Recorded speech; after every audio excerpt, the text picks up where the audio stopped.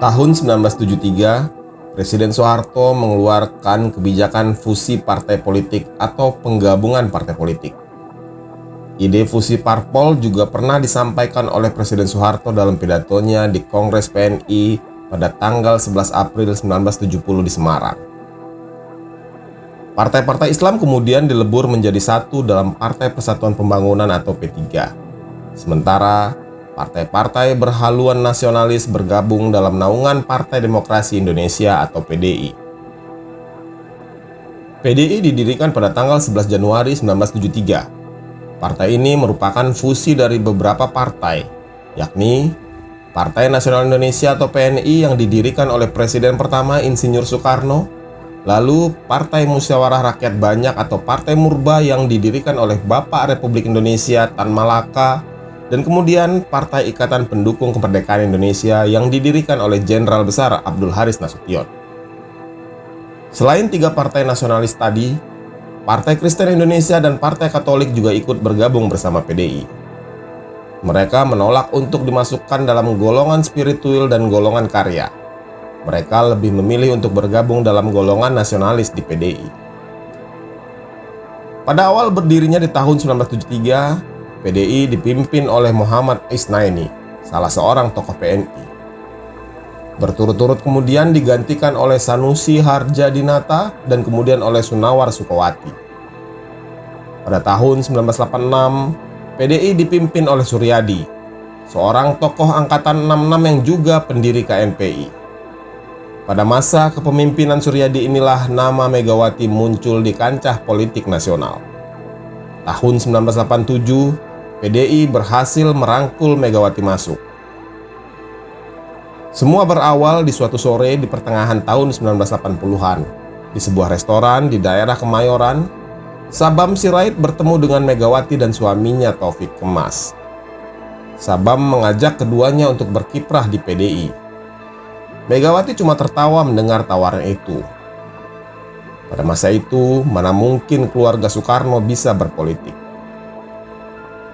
Selain soal kesepakatan keluarga yang pernah dibuat, pemerintah Soeharto juga melarang anak-anak Soekarno terlibat politik. Di era Orde Baru pimpinan Soeharto ada sentimen terhadap keluarga Soekarno. Namun, Sabam tidak menyerah. Di lain kesempatan, ia kembali membujuk lewat Taufik Kemas. Megawati akhirnya menerima tawaran Sabam. Dan hasilnya sungguh di luar dugaan. Megawati yang direkrut karena garis keturunannya sebagai putri Soekarno dinilai mampu menarik pemilih. Nama Megawati efektif menarik pemilih di Jawa Tengah. Saat perempuan bernama lengkap Diah Permata Megawati Setiawati Soekarno Putri itu tampil di panggung kampanye, massa PDI selalu membludak. Suara yang diperoleh PDI dalam pemilu pun meningkat. Pada pemilu 1987, PDI meraih 10% suara dengan raihan 40 kursi di DPR. Padahal pada dua pemilu sebelumnya, pada pemilu 1977, PDI cuma berhasil meraih 8% suara dengan raihan 29 kursi. Sementara pada pemilu 1982, PDI hanya mampu meraih 6,66% suara dengan total 24 kursi DPR. Setelah Megawati bergabung, raihan suara PDI terus melejit. Bahkan pada pemilu tahun 1992, PDI mampu meraih 14% suara dan meningkatkan perolehan jumlah kursi di DPR menjadi 56 kursi.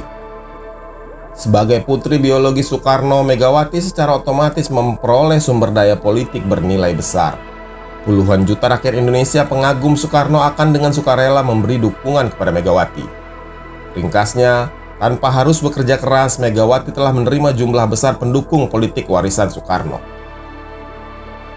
Laporan Tempo 11 Desember 1993 mencatat bahwa pada mulanya Mega kalah pamor dari kakaknya, Guntur Soekarno Putra. Dalam kampanye pemilu 1971, Guntur ikut berkampanye untuk PNI. Dia ikut meramaikan kampanye partai besutan ayahnya itu. Ikut diarak untuk pengerahan massa. Sasarannya tentu saja agar partai itu mendapat dukungan dari mereka yang masih ingat akan Bung Karno. Namun, ketika itu, putra sulung Soekarno yang tampang dan gaya bicaranya mendekati atau mirip dengan ayahnya itu tak mendapat izin ikut kampanye. Guntur mengaku kerap mengalami tekanan dari rezim Orde Baru. Saat menjadi juru kampanye PNI, dia sering mendapat tekanan dan diusir oleh aparat. Sampai-sampai kemudian keluarga Bung Karno membuat kesepakatan untuk tak giat bergerak di bidang politik. Mereka akan menekankan kegiatannya di bidang sosial, bukan politik praktis. Kala itu, keluarga Soekarno menjadi korban ambisi Soeharto. Upaya desoekarnoisasi dilakukan dengan membatasi pergerakan putra-putri Soekarno, terutama dalam politik. Ketika akhirnya Megawati memutuskan bergabung dengan PDI dan terjun dalam kampanye pemilu 1987 sebagai calon anggota DPR, dia akhirnya memang berhasil masuk ke Senayan. Langkahnya diikuti oleh adik bungsunya, Guru Soekarno Putra, juga di kandang banteng yang menjadi anggota DPR sejak tahun 1992. Penampilannya selama kampanye pun selalu dihubung-hubungkan dengan nama besar almarhum ayahnya, Bung Karno. Menguatnya capaian PDI dan naiknya pamor keluarga Bung Karno itu tentu saja memicu kegusaran pemerintahan Orde Baru. Suryadi yang berhasil membawa Megawati masuk ke dunia politik kemudian dilengsarkan dari kepemimpinannya di PDI. Rezim Orde Baru khawatir partai ini bisa menggoyang dominasi Golkar pada waktu itu.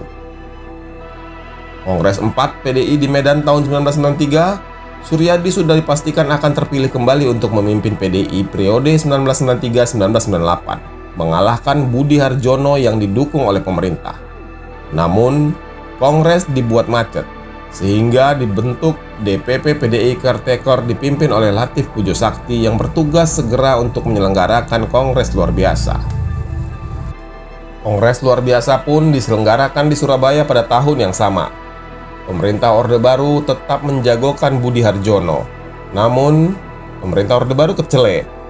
Mayoritas peserta Kongres dalam penyampaian pandangan umum malah menyatakan dukungannya kepada Megawati.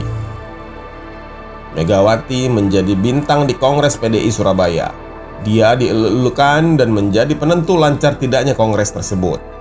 Tanpa kasak-kusuk ke pejabat pemerintah atau pimpinan PDI, Megawati mampu mendapatkan dukungan emosional luar biasa dari peserta Kongres. Mereka dengan gegap gempita mencalonkan Mega menjadi ketua umum PDI. Sebagai politikus, saat itu Mega boleh dibilang baru dan tak begitu menonjol. Bahkan dia dikenal bukan sebagai politikus piawai dan jago berkasak-kusuk. Begitupun di Kongres Surabaya. Mega tak melakukan operasi khusus untuk memenangkan pemilihan ketua umum PDI itu. Dia memang termasuk anggota DPR yang tidak suka ngomong dan memberikan pernyataan yang menggebu-gebu kepada wartawan. Pesaingnya suka meledek Mega lebih cocok sebagai ibu rumah tangga, bukan politikus. Tapi faktanya, Mbak Mega, begitu dia biasa disapa, mampu mempersatukan semua sumber daya dan kekuatan di Partai Demokrasi Indonesia itu. Lawan-lawan politiknya terkejut, apalagi rezim Orde Baru. Bertahun-tahun meredam nama besar Bung Karno, kemudian tiba-tiba mencuat melalui putrinya. Tentu saja ini membuat gusar pemerintahan Presiden Soeharto. Niat menjatuhkan Suryadi malah memunculkan singa betina bernama Megawati Soekarno Putri sebagai penerus setelah Soekarno. Akhirnya Kongres Surabaya juga dibuat ricuh hingga tenggat waktu izin habis. Namun 2 jam sebelum izin Kongres berakhir, Megawati menyampaikan pernyataan pers bahwa secara de facto dia telah terpilih menjadi ketua umum PDI. Kemudian, dalam Munas PDI di Jakarta tahun 1994, Megawati dikukuhkan sebagai ketua umum PDI. Pasca terpilih sebagai ketua umum, Megawati berkeliling Indonesia untuk konsolidasi dan menemui rakyat. Ketidaksukaan pemerintahan Orde Baru akan popularitas Megawati justru membuat Megawati makin dicintai. Dia menjadi simbol perlawanan terhadap tekanan Orde Baru. Namanya bahkan sempat diusulkan sebagai calon presiden. Pemerintahan Orde Baru yang mengendus ancaman ini segera merancang skenario untuk menggembosi kekuatan Megawati. Rezim Orde Baru kemudian mendekati dan membujuk kembali Suryadi untuk mengambil alih kepemimpinan PDI dari Megawati dengan memfasilitasi Kongres Medan pada tahun 1996. Suryadi bersama sejumlah pengurus DPP PDI seperti Fatimah Ahmad menggalang penyelenggaraan Kongres. Kongres pun berlangsung di Asrama Haji Pangkalan Masur, Medan pada 22 Juni 1996. Jauh sebelum kepengurusan kepemimpinan Megawati berakhir. Suryadi terpilih menjadi ketua umum disokong oleh pemerintah. Pemerintah yang mendukung Kongres Medan langsung mengakui kepemimpinan PDI pimpinan Suryadi. Terjadilah dualisme kepemimpinan di PDI. Suhu politik nasional pun kemudian meninggi. Megawati tidak diam saja. Dia juga melakukan perlawanan dengan mengajukan gugatan perdata ke Pengadilan Negeri Jakarta Pusat. Mega juga menggerakkan mimbar bebas di DPP PDI di Jalan Diponegoro. Mimbar bebas digelar setiap hari. Lalu terjadilah tragedi Kuda Tuli atau kerusuhan 27 Juli. Pada Sabtu 27 Juli 1996, kantor DPP PDI di Jalan Diponegoro Menteng, Jakarta Pusat diserbu massa pendukung Suryadi. Mereka ingin mengambil alih kantor pusat PDI tersebut. Sekitar pukul 6.30 pagi, satuan tugas PDI yang berjaga semalaman masih tertidur ketika ratusan massa PDI Pro Suryadi berseragam kaos merah bertuliskan pendukung Kongres Medan dan ikat kepala merah datang menyerbu kantor itu. Massa PDI pendukung Suryadi berteriak memaki-maki dan menghujani dengan batu para pendukung Megawati yang bertahan di kantor DPP PDI. Para penyerbu juga membakar spanduk-spanduk yang tertancap di sekeliling pagar. Massa dengan leluasa menyerbu karena ratusan aparat kepolisian dan militer memblokir wilayah sekitar DPP PDI. Akibatnya, Satgas PDI yang jumlahnya kurang dari 100 orang terkepung dan mempertahankan markas sendiri tanpa bantuan dari luar. Laporan Kompas mencatat selama 2 jam terjadi aksi lempar batu antara massa pendukung Suryadi dan massa pro Megawati. Aparat keamanan pun turun ke lokasi. Kapolres Jakarta Pusat saat itu, Letkol Abu Bakar Nata Prawira, berupaya melakukan negosiasi dengan wakil pendukung Megawati. Dia meminta kantor DPP PDI dikosongkan untuk diambil alih oleh polisi dan dinyatakan dalam kondisi status quo. Namun, massa PDI pro Megawati menolak. Mereka hanya mau keluar dari markas jika diperintahkan langsung oleh Mega. Tak butuh waktu lama kerusuhan itu kemudian meluas. Bentrok pun terjadi antara aparat keamanan dengan massa. Massa mulai melakukan aksi pembakaran. Sedikitnya 3 bus kota terbakar, termasuk 1 bus tingkat. Massa juga membakar beberapa gedung di Jalan Salemba. Karena situasi semakin tidak terkendali, sekitar pukul 16.35, 5 panser, 3 kendaraan militer khusus pemadam kebakaran, 17 truk, dan sejumlah kendaraan militer lainnya dikerahkan dari Jalan Diponegoro menuju Jalan Salemba.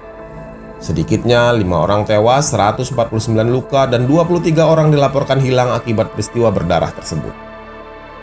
Pemerintah kemudian menuduh Partai Rakyat Demokratik atau PRD sebagai dalang dibalik kerusuhan tersebut. Menko Polkam Susilo Sudarman mengatakan PRD menunjukkan kemiripan dengan PKI, terutama dari istilah-istilah yang digunakan dalam manifesto politik tertanggal 22 Juli 1996. Menurut Susilo, PRD hanya satu dari beberapa pihak yang disebut membonceng kerusuhan tersebut. Budiman Sujatmiko, Ketua Umum PRD saat itu, membantah tudingan tersebut.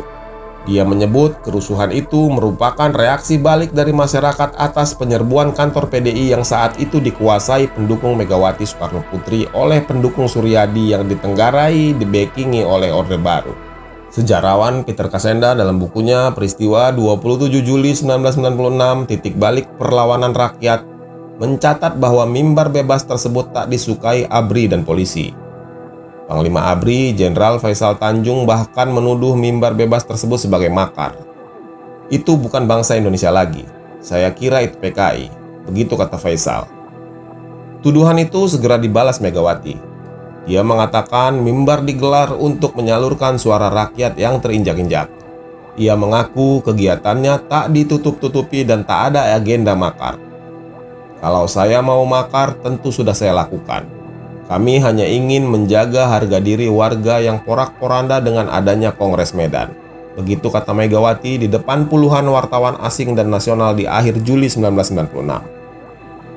Mantan Wakil Kepala Badan Intelijen Negara, Asa'ad Said Ali, dalam buku Perjalanan Intelijen Santri menyebutkan bahwa terdapat manuver intelijen militer di balik pencalonan Megawati sebagai Ketua Partai Demokrasi Indonesia di era akhir Orde Baru.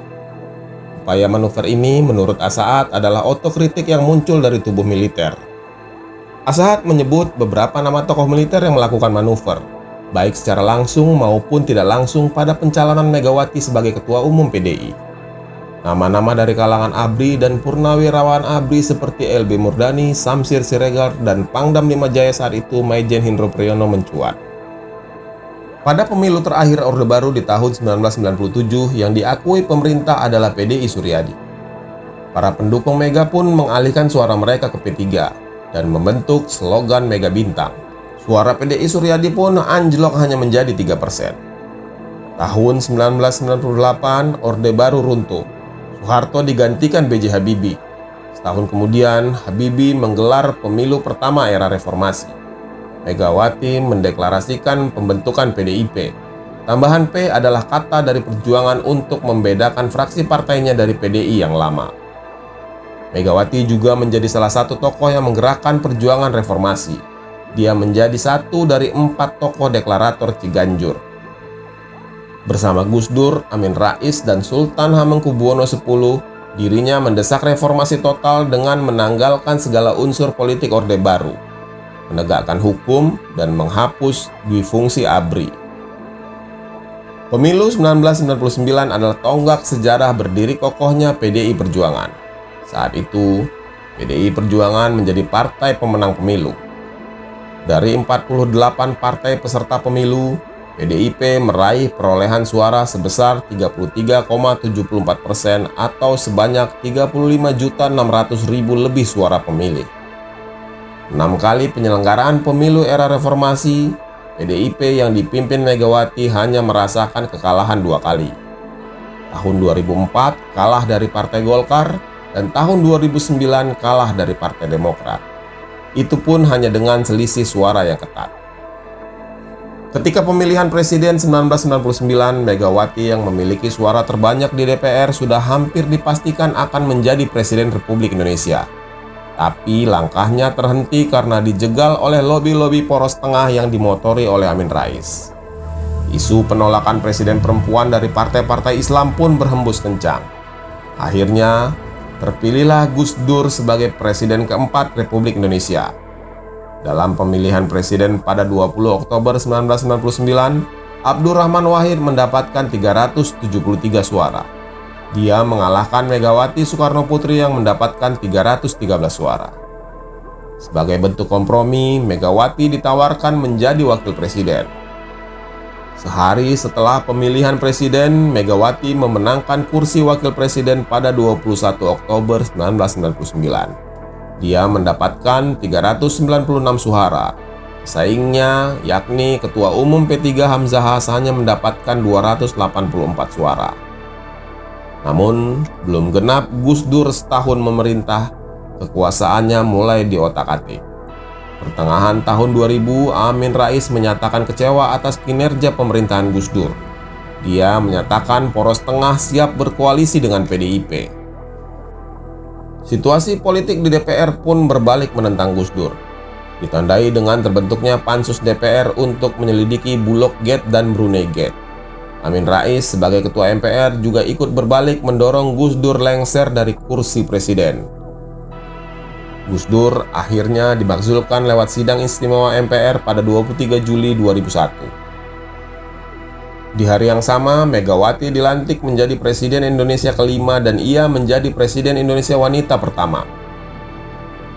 Setelah secara resmi dilantik menjadi presiden, Megawati melakukan konsolidasi kekuasaan dan ia menjadi salah satu pencetus pemilihan presiden secara langsung dan membidani lahirnya Komisi Pemberantasan Korupsi melalui Undang-Undang Nomor 30 Tahun 2002. Meski menjadi pencetus pemilihan presiden langsung, tapi faktanya Megawati kalah dalam 2 kali pertarungan pemilihan presiden secara langsung itu. Keduanya kalah dari Jenderal Susilo Bambang Yudhoyono, bekas menteri yang juga salah satu orang kepercayaannya. Walaupun kalah dalam pertarungan presiden melawan Yudhoyono, tapi posisi Megawati di PDIP tak tergoyahkan. Bahkan dia mampu menjadi kingmaker dalam 2 pemilu berikutnya. Dia sukses mendudukan Joko Widodo sebagai Presiden Republik Indonesia ke-7. Tahun 2014 memang Joko Widodo adalah media darling dan sangat disukai rakyat Indonesia. Kiprahnya di Solo dan Jakarta menjadi perhatian publik. Tapi tanpa hak prerogatif Megawati sebagai Ketua Umum PDIP yang menentukan itu semua, bisa saja Jokowi tidak pernah menjadi presiden. Megawati yang tertempa puluhan tahun tentu saja lihai berpolitik. Dengan mencalonkan Jokowi yang sedang naik pamor, otomatis suara PDIP pun terdongkrak naik.